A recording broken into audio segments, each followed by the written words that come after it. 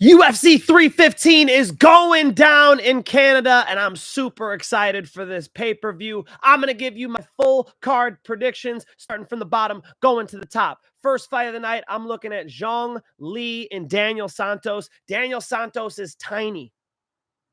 Did you see him at weigh-ins? He's like skinny fat, you know? Doesn't look that good.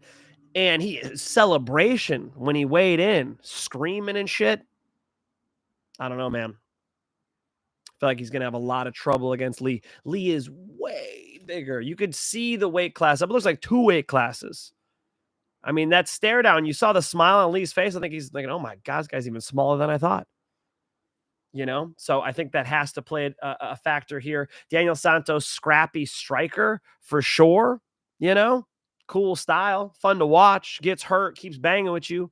But I'm going to say that Zhang Li is a better mixed martial artist, scores key takedowns here. Daniel Santos, the type to play guard, to stay on his back for too long. I think eat some ground and pound and lose a decision here to Li, who is just too much bigger than him. I'm going to go with Lee. Modestas, Bukauskas, and Ian Cutelaba. Modestas, Bukauskas, now dog money. I think he's knocking out Ian Cutelaba. Cutelaba improving always with the wrestling at Extreme Couture. He's a powerful guy. He hits hard. We all know that he likes to get into wars. However, Modestas, Bukauskas really improved in the striking. You could really just see him turning new leaves. He's definitely getting faster, more technical, and I believe, you know, could put Ian Cutelaba out here. Probably a badass fight between those two. I think Modestas Bukauskas is one to watch out for. I was training front leg side kicks to the knee, okay? Teaching them, I should say. And the example I show of a good front leg side kick to the knee is Modestas Bukauskas getting his fucking knee blown out by Khalil Roundtree. Rewatching that back, I'm like, how did this guy recover that well from that knee injury? I had a knee injury. I don't know if y'all that know me, I competed at ADCC last year. I won my first match, second match, third match, fourth match in the semifinals, got a knee injury. I was able to overcome it, and I feel 100%. It's amazing how good Modestas Bukauskas looks after that knee injury, you know? That was a really nasty one. That was disgusting to watch. Modestas has been just ever improving, looking sharper, and I think Ian Cutelaba loops his shit too much, probably gets tagged up here. Modestas Bukauskas can overcome. Navajo Stirling versus Ivan Erslan, or is it Navajo? Who the ho? I don't know, but I think that he's going to win because he's a better striker here too. John Anik says Navajo, so maybe John's right. I think he's just too much better at striking. Erslan's going to need takedowns that he'll be hard-pressed to get here in Canada, and man, what a specimen. I mean, both of these guys are big, powerful fucking guys, but Stirling is, he looks like the future of the division, you know? Tall, rangy, strong, and can knock people out on the feet. I reckon he gets a knockout here against Ivan Erslan, who's probably sub-gatekeeper level, and Stirling, just so much potential. Still holes in the game. Not the best wrestler you've seen, that's for sure. Has enough, I think, for tomorrow night. Give me Navajo Stirling. Jessica Andrade versus Jasmine Jasudavicius. You guys saw at weigh-ins how much bigger Jasmine Jasudavicius is. Way taller. And she's not weak. She's strong as fuck. I think Jasudavicius is marching her way to a title shot.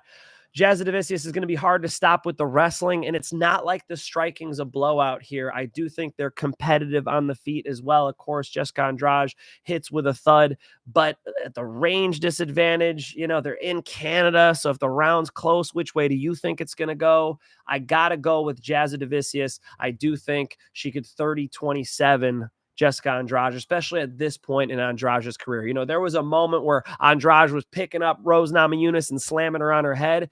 She doesn't have the luxury of that wrestling advantage in this matchup.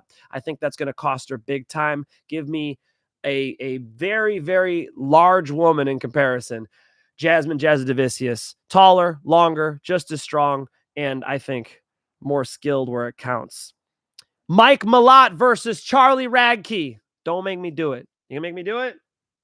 Gonna make me do it? The fucking haters in the comments. Finch is glazing. Radtke. Fuck yeah, I am. Charlie motherfucking Radtke throwing down for the fans in the stands. I think he's going to knock out Mike Malott. Big dog, right? 2-1. That's not that big, but dog. Mike Malott looks taller than him. Is that his only advantage? Am I going to say cardio when you got a guy who quit to Neil Magny in the 3rd round? You know, I think Radtke has more dangerous submissions. Radtke definitely hits harder. Radtke just did his whole camp with Belal Muhammad and GM3 and all those savages over there. Lewis Taylor. I don't even know if you know who that is. He won the PFL tournament ways back, got the $1 million. Shout out to Lewis Taylor. Trained with Lewis as well. Under Lewis, I should say. He led practice. I think that Charlie Radtke's getting this shit done, guys. I think he's just too fucking dangerous, you know? You could see how he could put people out. That left hook's nasty. He's got a right hand, too. And I still don't think people know about the guillotine yet. I do, because I've been guillotined by Charlie Radtke. His choke game is very, very nice. He'll be at a little bit of a range reach disadvantage here. I think he'll overcome it with raw American horsepower. I'm going Charlie Radtke. And like I said, he's dog money. Both of them are 4-1 in their last 5. Yeah. Chuck Buffalo getting it done. All right. Marc-Andre Barriault versus Bruno Silva. First weight miss. Bruno Silva misses weight by 1 pound. I don't like it. I also don't like the way he looked at weigh-ins. You know? He's walking out there. The fans are booing him. That's what he did with his hands, just so you know where the fuck that came from. I feel like he's going to have trouble against a guy who's a fucking dog, man. Marc-Andre Barriault digs deep, you know? I question the chin. Bruno Silva, he's been losing decisions. Marc-Andre Barriault's been getting knocked out. That matters. That matters. But with the weight miss, too, come on, Bruno Silva. Marc-Andre Barriault looks ripped. Crowd's loving him. Close fight. I think that crowd's going to help sway those judges. Give me Marc-Andre Barriault getting it done over Bruno Silva in a nice middleweight fight. Well, almost middleweight if Silva would make weight. Brad Katona versus Bekzat Almakhan. Almakhan. Again, I got to go with John Anik, all right? Katona has real good cardio and more UFC experience. Those are the things that I see in his favor. For Bekzat, it's the athletics. If you look at the explosive nature of his striking, it is impressive, albeit against not UFC level competition. Like I said in the last breakdown, Bekzat needs to prove it against UFC talent. He hasn't fought anybody yet besides Umar Nurmagomedov, who, by the way, he dropped. I do think that his explosive speed, that deep stance he's in, the way he just turns his hips over and uncorks a shot is going to land. It's going to deliver on Brad Katona. Brad Katona, not the best at getting out of the way, right? Keeps a high volume, stays in your face, tries to wrestle. I don't see him out wrestling Bekzat, especially in the first or second round. And I see him having trouble with that type of speed and explosiveness on the feet. So, cool fight. Brad Katona, definitely, I watched him all the way through The Ultimate Fighter. All right. He looks like Geek Squad showing up at your house to fix something, but he fights like a fucking man. He can definitely go 3 hard rounds at a high pace. But I don't think he's more than a gatekeeper. I think Bekzat is special and talented. And the way he fucking turns an overhand right over, I think that speed is going to get to Brad Katona. Give me Bekzat getting it done, probably with a finish. José Aldo and Aiemann Zahabi. José Aldo is going to fight Ariel Helwani tomorrow, and I think he's going to get it done. It's important to note that both José and Ariel missed weight, but is that really what happened? Was there an issue? And then they switched the weight class. Officially, they did switch the weight class up so that they could both weigh in heavy, 142, 143 in that range. Obviously, José now has been at 135. Getting harder for 55-year-old Jose Aldo to make 135, or however old he is. And I do think he gets it done here. You know, I've tried to go Zahabi. I did. Tried to see it that way. But I rewatched Zahabi's last fight. I can't fucking remember the fight. I watched so many fucking fights this week. I rewatched his last fight. Pretty competitive. The way he tucks his chin and fucking throws those long arms out there, I just feel like Jose's explosive Muay Thai combinations are going to sneak through. I don't really see him being able to like control range well on Jose, just based on the way he stands too. He kind of likes to get in the pocket a little bit, but also throw long. Aiemann Zahabi's got a strange striking style. I think Jose is going to be able to handle it, man. Everything Jose's been doing, his fights, his pad hitting in the lead up to this, he just looks like his old self, man.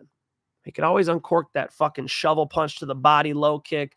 Jose's a bad motherfucker, and as long as he's not hurt, I got him here. You know, you got to wonder what's the real story. I don't know if you guys have heard it. Maybe it is out, right?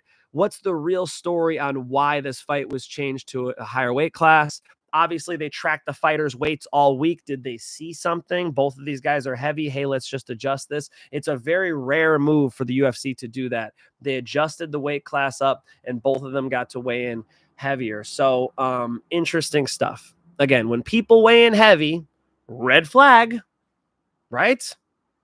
Pay attention to that. I'm going with Jose Aldo, the former featherweight champ and arguably the featherweight GOAT. I know about Volkanovski. I know about Max Holloway. I've heard of Conor McGregor. Jose Aldo, the featherweight GOAT. Getting it done at 77 years old. Alexa Grasso versus Natália Silva. These girls look in shape. They had a good stare down. But seeing how short Alexa Grasso is, I thought she'd be taller, longer than Natália Silva in that face-off. I don't see that. They look about the same size, and Natália Silva definitely looks like she got thicker legs on her. She's great from long distance too. So that even makes me more confident in Natália Silva. You know, I've heard people say, "Oh, but Alexa Grasso's got great striking." You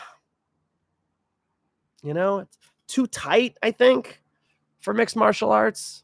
You know, maybe in 16-ounce boxing gloves that shit works. But I see Silva pop, pop, piecing her up, you know? She likes to yell like female tennis. When she explodes. I think she's going to be and all over Alexa Grasso's beautiful face. I think she's going to be able to kick those legs, move side to side. Natália Silva's striking is beautiful to watch. I do think she slaps up Alexa Grasso. Alexa Grasso might need a takedown here. Natália Silva, hard to take down. Part of that's the range she keeps. Part of that's the movement she has, right? Got to go Natália Silva in this feature ladies fight, a good one. And not the only good ladies fight on the card. Valentina Shevchenko versus Manon Fiorot. I'm going with the champ. Who's dog money? Because she's a mixed martial arts fighter. Mike, nobody takes down Manon Fiorot. Erin Blanchfield couldn't take her down, and now that's the standard we're going off of here. You know, she outstruck Erin Blanchfield. Erin Blanchfield's striking didn't look good, man. You know, Erin Blanchfield put some pressure on her, shot some shots. I think the matchup with Valentina is just different. Valentina has what Rose has in this great striking threat, and also has what Blanchfield has in this grappling threat, put together. And because you can keep her off balance, you heard what Valentina said. She said, this is a mixed martial arts fight, right? She doesn't want to stand out at karate distance all day with Manon Fiorot. She doesn't want to just get in a straight kickboxing match, okay? Doesn't want a Muay Thai fight. They're playing the thing, Muay Thai, cage, ringside. You know what I'm talking about? I think she's going to mix in takedowns, elbows, knees, right? Clinch work on the fence. Valentina Shevchenko has advantages in other areas. Yes, at range, throwing jabs, crosses, and kicks. Manon Fiorot has the edge. I think these ladies are going to get into a good fight. It's probably close, right? But I'm going with the champ. I'm going with Valentina Shevchenko. Then, in the main events, Belal, remember the name, Muhammad is taking on Jack Della Madalena. And I'm going with Jack Della. Jack Della's hard to hold down. Okay? He gets taken down. I get you, right? First time I thought of this matchup, I heard about it, I said, oh, Belal got to avoid the wrestlers. You know, Belal got to avoid Rachmanov. Hamzat moved up in weight. How lucky for Belal, you know? In this matchup, I see Jack Della being pretty tough for Belal for two major reasons. One, after the takedown, Jack defends beautifully. Like Jack has a scramble ability that's pretty special, and that's why he's on this incredible run. This win streak is really nice he's got going. Like Leon Edwards kind of gets up decent, okay, I guess, but is pretty lazy about it and will hold position a long time. He got on Belal's back. He was able to contest scrambles with Belal, and I believe that Jack Della can do even better than that. You know, Leon was able to make it a fight multiple times after getting taken down. I think Jack Della's cut out for that for sure. He can contest, fight the grip, stand back up, right? His stand-ups are really nice. So that piece of his wrestling is underrated, I believe. I think a lot of people think, oh, well, he stood up under, you know, Gilbert Burns once or twice. Belal's a better wrestler. I think Gilbert's more dangerous after he takes you down. For sure. Belal's just trying to hold, right? Little bitty bitty ground and pound. Jack Della don't care about that. Look at his fucking nose. Think he cares? He's trying to win this belt. Have you guys seen Jack Della more pissed off ever? Jesus Christ. Press conference, fucking stare downs. Jack Della's coming for blood. The other reason, and I'll compare it to Leon again. Leon throws 1 or 2 strikes. Jack Della throws 3, 4, and 5, right? Jack Della invests in the body. When Belal's pressuring these guys, it's a lot easier to hit a body than it is to hit a head. And you saw the knees, that Jack Della was throwing against Gilbert Burns. You think he watched that Rainer de Ritter fight and didn't think, fuck yeah, I'm slamming a couple knees next Saturday? You know? I think he's kneeing the chest, the body, kicking, punching that body. Jack Della invests in the body really nicely, and then he comes upstairs with 3, 4, the 5th shot. That's what hits Belal. Belal stands upright and puts a lot of pressure forward. You get a guy who could play with that level change. You don't know if he's going low, right? He invests low a couple times. You got to start worrying about that. Boom, that left hook comes over the top. Boom, that right hand comes over the top, right? I believe that Jack Della Madalena smacks Belal Muhammad with some big shots, okay? And Belal Muhammad, you know, used to train at the gym that I managed. All love to Belal and his whole team, okay? But I can't be biased when I'm giving out picks here, okay? You want to know who I'm picking? It's Jack Della Madalena. And oh, by the way, another decent dog. All right, one more time for my people in the back. I'm going with Jack Della Madalena for the upset. I'm going with Valentina Shevchenko over Manon Fiorot. I'm going to go with Natália Silva getting it done against Alexa Grasso. I'm going to go with José Aldo, although I'm concerned there's some type of problem here. Why did you miss weight? I'm going to go with Bekzat Almakhan. I'm going to go with Marc Andre Barriault over the missed weight Bruno Silva. Charlie Chuck Buffalo Radtke says, fuck yeah, USA. He's out here rocking the fucking flag in Canada. He's trying to piss off these Canadians. He's embracing it. I think he gets Mike Malott out of there. I'm going with Jasmine Jasudavicius, bigger, stronger, better wrestler than Jessica Andrade. Navajo Stirling, knockout over Ivan Erslan. Modestas Bukauskas getting it done against Ian Kutalaba. And Zhang Li for being a gorilla bigger than Daniel Santos. Those are my picks for UFC 315. How are you doing, chat? Yo, the Finch live with the predictions. Yes, I am here. And we got a dono in-house. Finch, BBY boy, let's get paid. Let's get paid, Joey Hemingway. Thank you for the $10. I do appreciate that very much. Who you betting on, Joey? Let's fucking go. If you guys want to join the premium channel, Joey, maybe you're already in it. You guys can DM at Mike Finch Show on Instagram. My guy T will get you in there. That way you can access my favorite bets. I got, 2 dogs that I like a lot over on that side. I got an overplay that I like a lot over on that side. You guys could go check it out. DM at Mike Finch'Show on Instagram. We'll get you in there. And I always drop a free play over on the other Telegram I got. The link is in the description of this video. Go ahead and click that and jump into the free channel. All right. Those are my picks for UFC 315. I do appreciate y'all for being here. I'm going to go run and get some MMA in myself tonight. I'm training my boy T, who's getting in his first MMA fight in 2 weeks. So I'm going to go spar. I'm going to go glove up right now. And if you guys want to see some fist fights in Southern California, Alt is happening at UFC Gym Huntington Beach on the 24th. If you're in Southern California, don't be a stranger. Come see some fist fights. All right. Good to see y'all. Enjoy UFC 315. I think we're in for a fun fucking card here. Until next time, it's peace and love.